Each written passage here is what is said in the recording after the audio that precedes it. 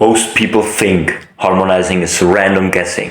But once you understand this, your options become extremely limited.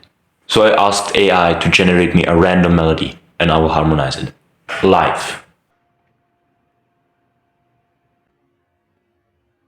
So when I quickly will take a look on this, then I can see there are no sharps and no flats. So probably I can just play it in something like C major. Let's actually take logic into this because it's super logic, it's super simple.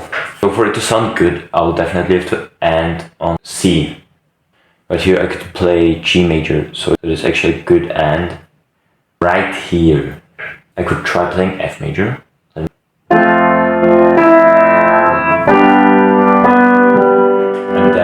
C. That's good. Here we could have maybe F major again.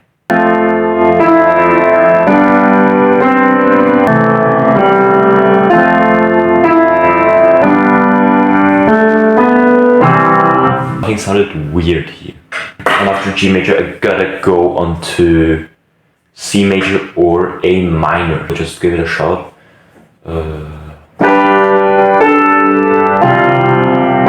That sounds pretty good. Let's just try A minor. That's not good. C major sound is way better. Let's play it.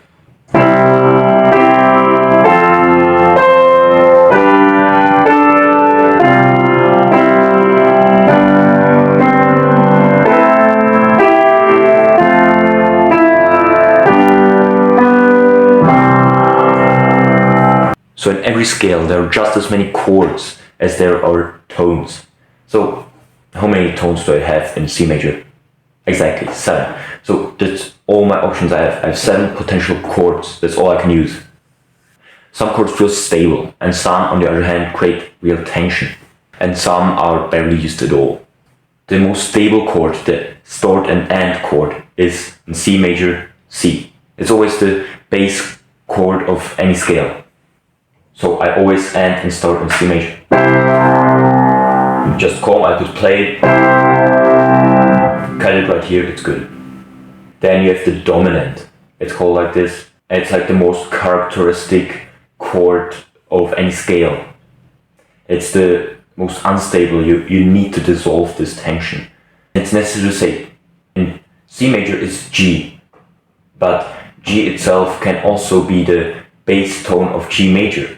And in that case, it does not need to be dissolved at all. It's relationships between chords. It's not that one chord would be tensious and one would be calm. No, it's this chord in relationship to this chord is somehow. So now I'm only talking about C major. In C major, if I play C and then G major, you just need to do something with it. You cannot end it on G major. You cannot end here. You have to go back into the bass chord of the scale. Then another pretty important chord is F major. It creates a bit of tension. It's like in a level of tension. It's C major, F major, G major. And it just goes up. So if we just play a simple chord progression with a raising tension, it sounds like this.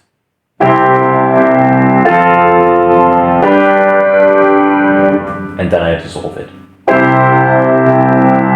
And that's the end. And then you have 3 more actually used chords. That's D minor, E minor, A minor. These are used. You can use them. You can use instead of F major, A minor or D minor. There's not only one correct way. You can do it this or the other way. But the major chords are generally better sounding and used more. And then there's one chord that is just really never used. That's B diminished. It's not really used because you can just use G7 and it's better.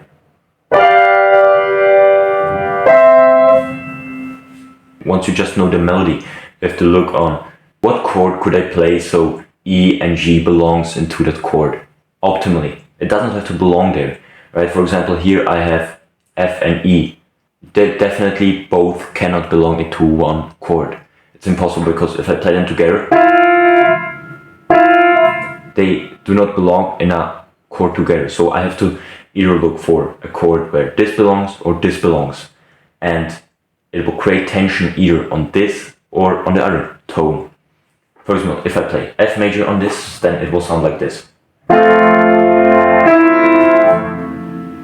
Right, that's what I basically play here, right? Here I have twice the same tones, and once I play F major and once C major. Once it sounds like this.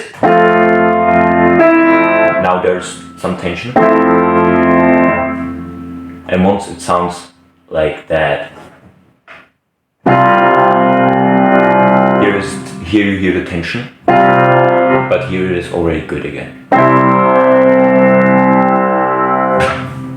But if you have something as obvious as E, G or A, C, where it obviously just belongs to one chord, they belong in the same chord, they belong both to C major, these both to F major, it's just better to keep this together, to not just play D minor on this one, or F major. Let's just play it, F major.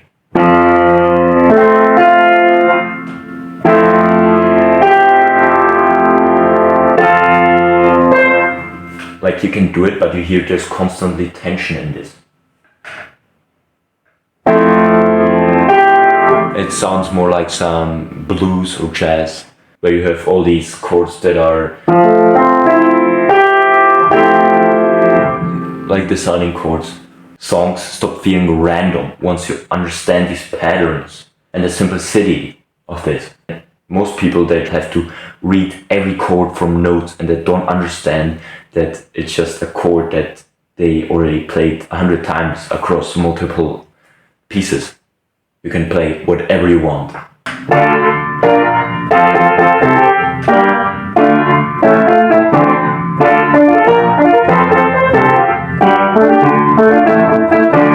Subscribe if you want me to explain minor scales and how to connect major and minor.